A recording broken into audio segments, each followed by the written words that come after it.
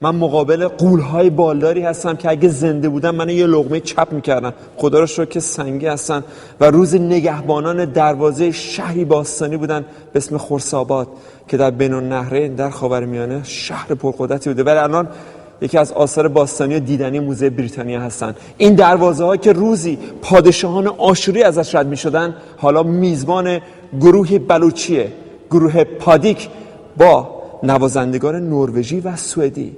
این شما و این آهنگ نوروز.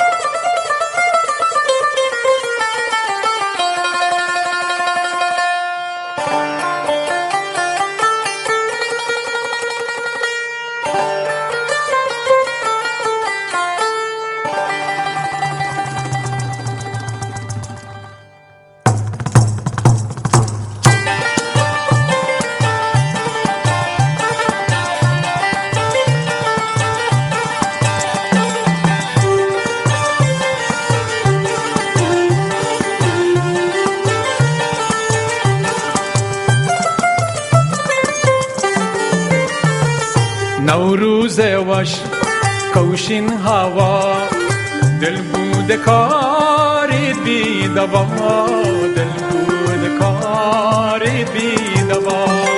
سرسبز کن باغ و بهار، جن بلبلان گنگو تبار، جن بلبلان گنگو تبار.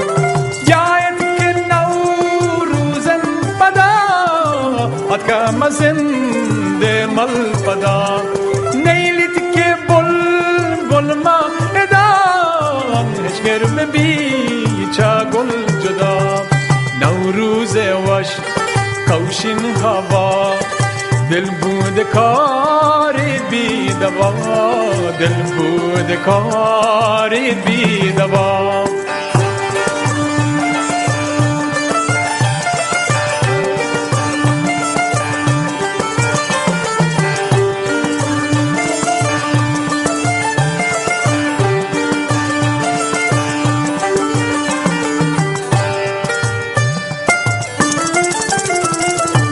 مارا گوشید گوشادگی بودک منی ایوادگی، کام گپولی ملگان هر شهر دی ہوکار لگان.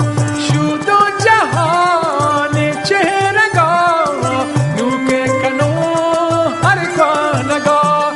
گونت منا پا هر کسی نوکی هری نوکی هاری رو اطلسی.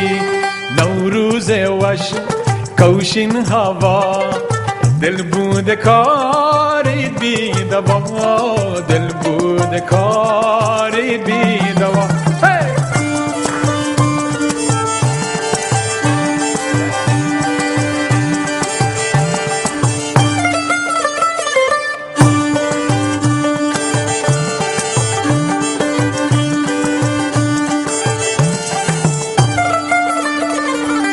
دنگاما چهرگسی بلشاد بید هر مجلسی، بلشاد بید هر مجلسی.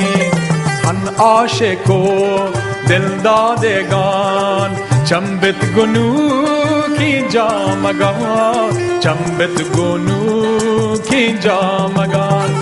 دستا گرید چنگو نوشت منی کتا شراب. آهر شبا پیرو جوان نی سوتوانن پر جهان. نوروز وش کوشین هوا، دل بود کاری بی دوا، دل بود کاری بی دوا.